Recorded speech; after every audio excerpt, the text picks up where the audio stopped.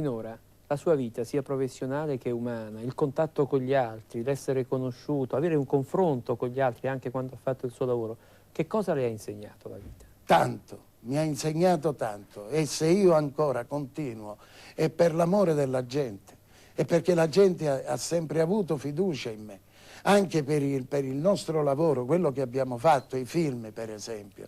Noi abbiamo cercato sempre di dare spettacolo senza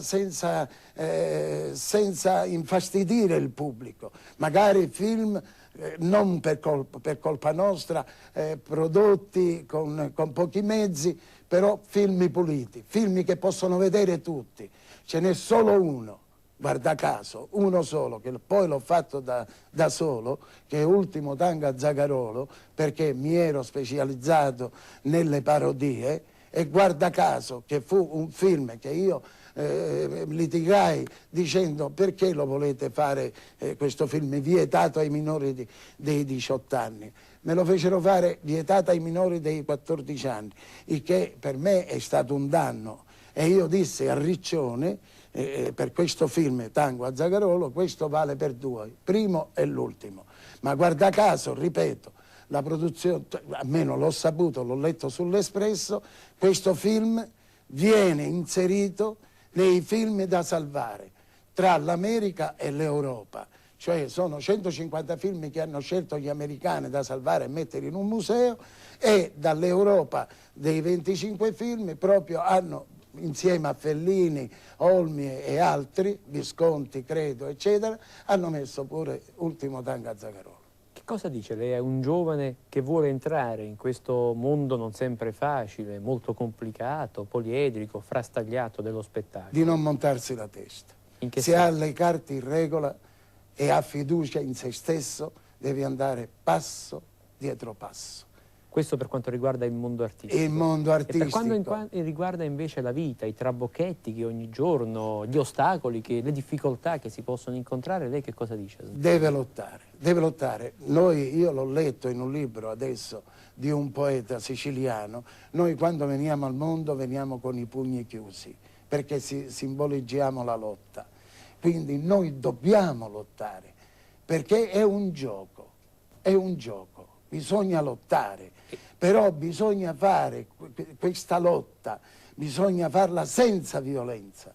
Questo è importante. E bisogna anche sapere... Io perché amo Stanlio e Ollio? Perché? Perché loro distruggono tutto, ricostruiscono tutto, ma senza violenza. Franco Franchi, bisogna anche saper perdere, secondo lei? Certo, e bisogna avere il coraggio di dire: ho perso. E poi ricominciare.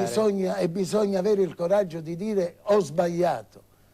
Io mi sento in pace con me stesso. Io sono una persona che ha fatto sempre il suo dovere.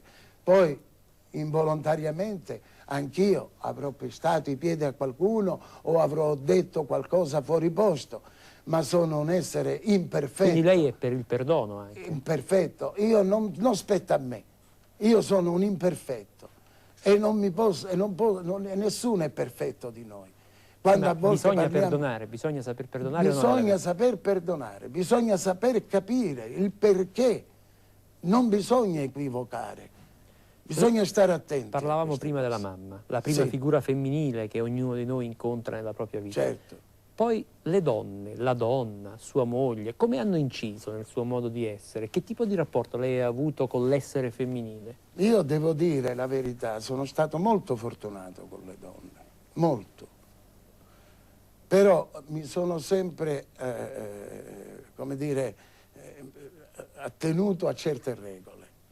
La prima cosa è la famiglia, e quindi con la famiglia non si scherza, perché è quella, è la base, è da dove parte, da dove atterri, e quindi è importante.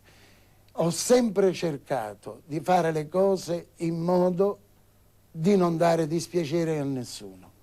E questo è importante, questo anche, ci sono uomini che si vantano delle loro avventure, se lo raccontano al bar, lo vanno dicendo in giro dappertutto, però non credo che sia una cosa bella. Ci avviciniamo alla conclusione, a piccoli flash. Secondo lei comici si nasce o si diventa?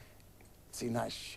è il Padre Eterno che nel momento in cui sta modellando, perché io lo chiamo il creatore dei pupazzetti, e quindi I per pupazzetti esempio, saremo noi. lui fa così e li va buttando. Nel caso di Ciccio ha fatto così ed è venuto un po' più lungo. Nel caso mio ci ha voluto perdere un po' di tempo in più nella modellazione, magari dicendo a Maria: non appena arriverà sulla terra si faranno 4 risate. L'ultima domanda che noi facciamo sempre ai nostri ospiti. Certo. Secondo lei, Franco Franchi, la vita è un sogno o i sogni aiutano a vivere meglio? E quale sogno lei vorrebbe fare questa notte? Quale sogno lei augura a se stesso?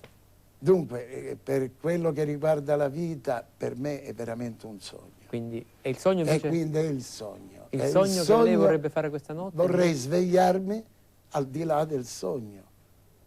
Cioè vorrei finalmente capire, ma per fare questo devo prima lasciare questo pianeta e rendermi conto, perché bisogna andare, solo così si può, per capire se uno è artista deve stare su un palcoscenico, per capirlo che cosa è l'artista, per capire che cosa è l'anti creato bisogna morire.